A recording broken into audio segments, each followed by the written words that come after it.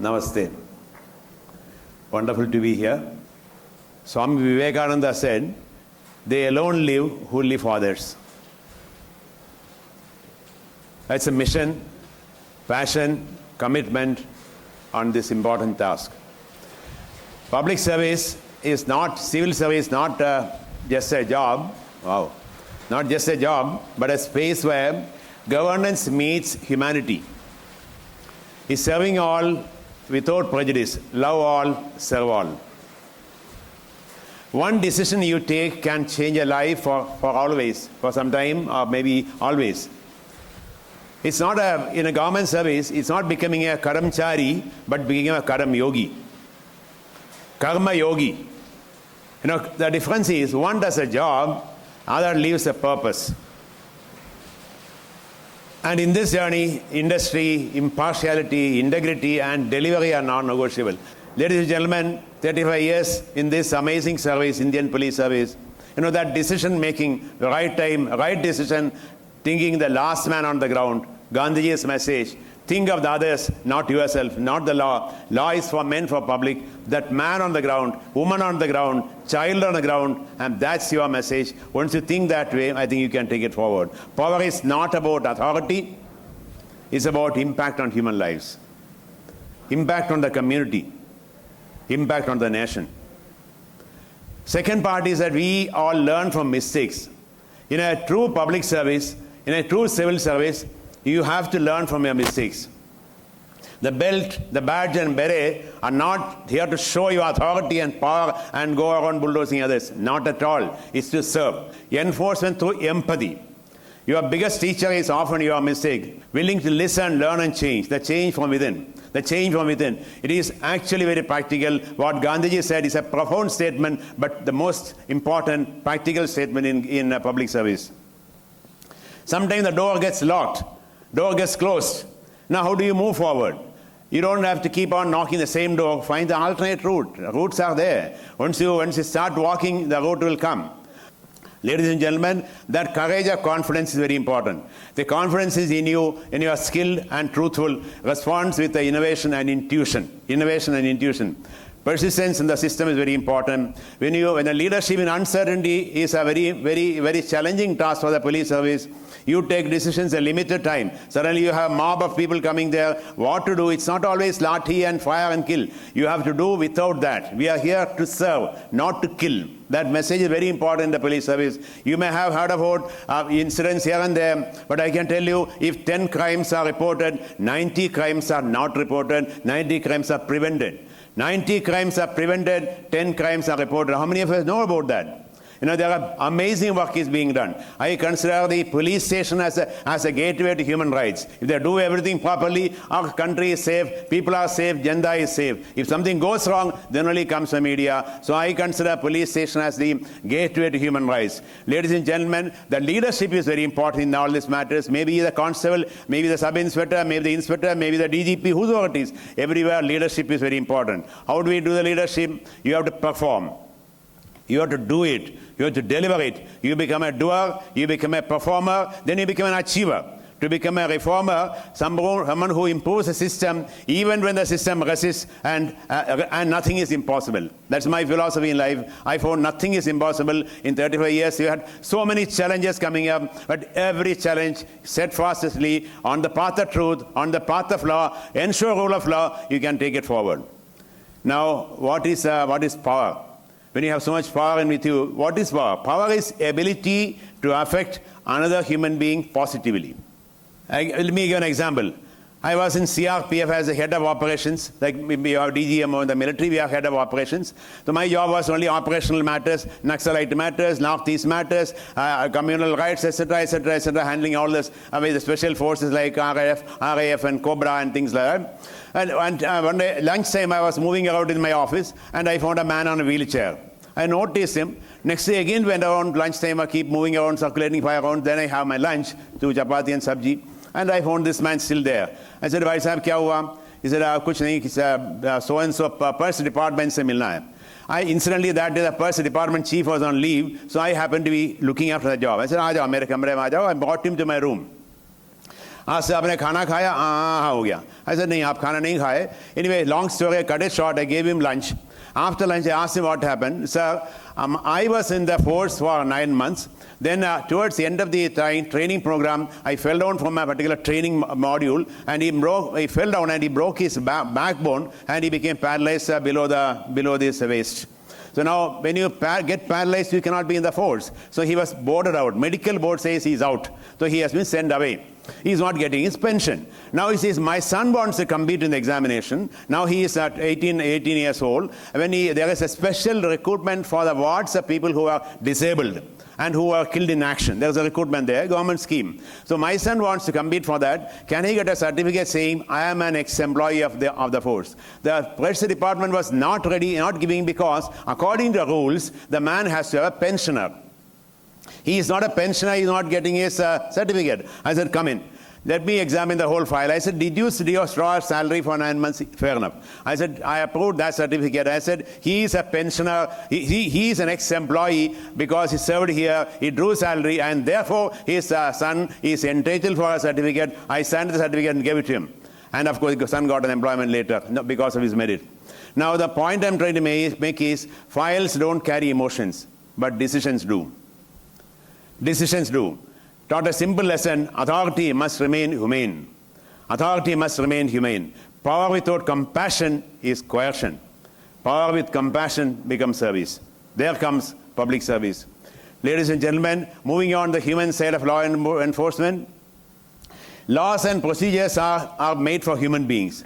Often there are public servants who are doing this, but the listening part is very important. How many of us in public service listen to the person? Listening is very important. Let me give an example. I was way back a young SV of a district, and one lady comes to my room at 8:30 in the morning in the office. I was in uniform. She says, "Mera beta pareshan hai, ghar chalo."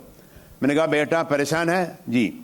Normal question is, "परेशान है तो doctor पास जाना चाहिए." But I didn't react. That's a difference between reaction and response. "बेटा परेशान है?" "जी." "बेटा कहाँ है?" "घर पर है." "Where is your house?" It's almost 1.5 hours away from here." At 8 o'clock in the morning you are coming. "How did you come?" "I took the first bus." "Why did you take the first bus?" "Only to meet you."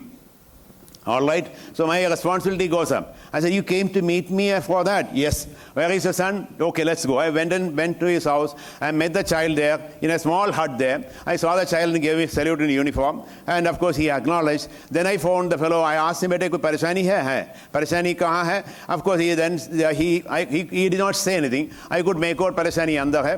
Oh, slowly I managed to get him open his pants and found he has got pus and blood and etc. on front side and back side. A 9-year-old child, imagine a 9-year-old child having severe wounds and blood on both sides. Child has been ravished by somebody by having sexual exploitation.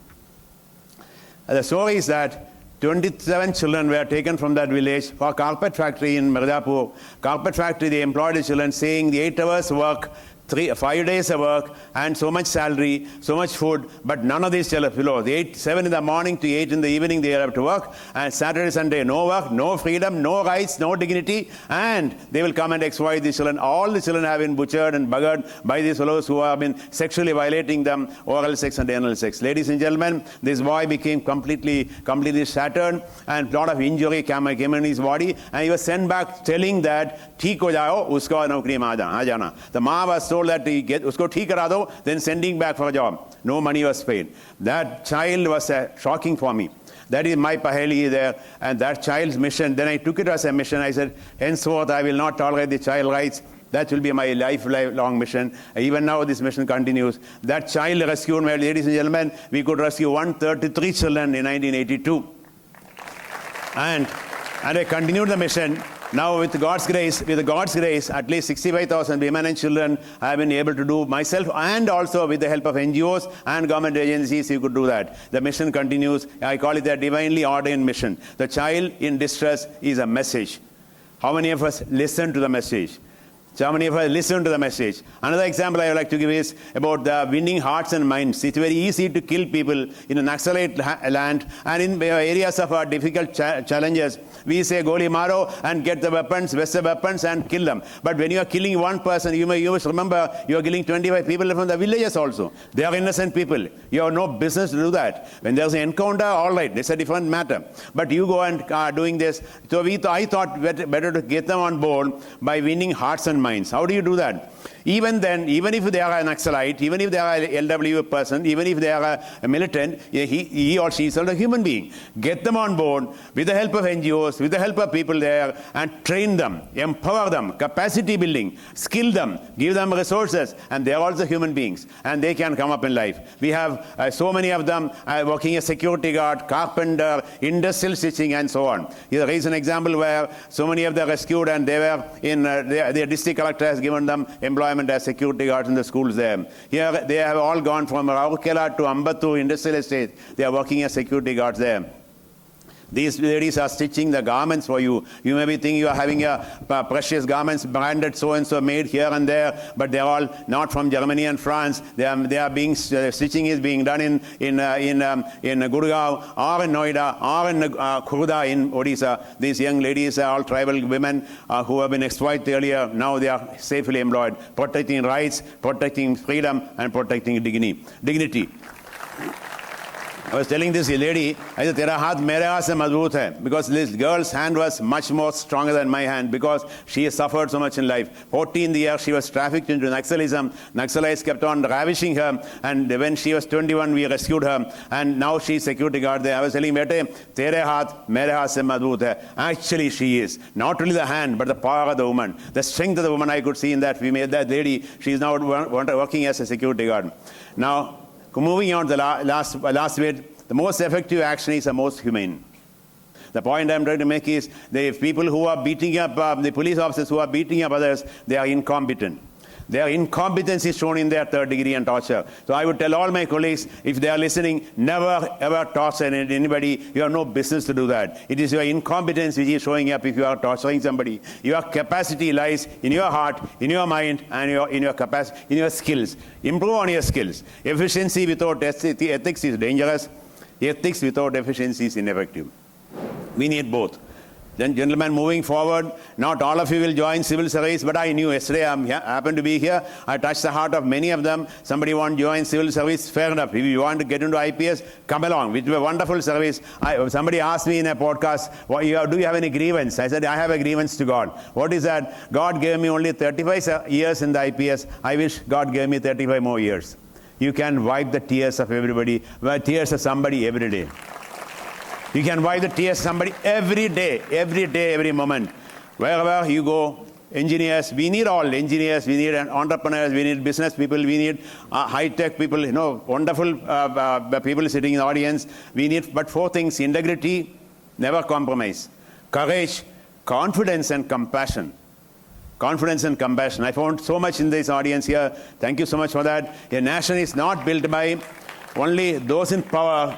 They are also important. Nation is not built only by those in power. It is built by those who choose to use whatever power they have. Well, not ill. Right way they should use it. Even the pawn shop dealer man also has got the power, which if he can use it properly, he can take it forward. Security first and then development. Vikasit Bharat, we are talking about Vikasit Bharat. Our Prime Minister speaks about that. Vikasit Bharat, but Vikasit Bharat is possible only when there is a Surakshit Bharat. So all of us are missionaries in that process. All of us have to contribute our role as an ex-IPS officer. My request to all of you would be, do your bit to ensure security and safety of our country. To do your bit to ensure security of every fellow being there. The best way to find yourself is to lose yourself in the service of others. That's what Gandhiji said. The best way to find yourself is to lose yourself in the service of your service of the others for the nation. Let me complete with the last line.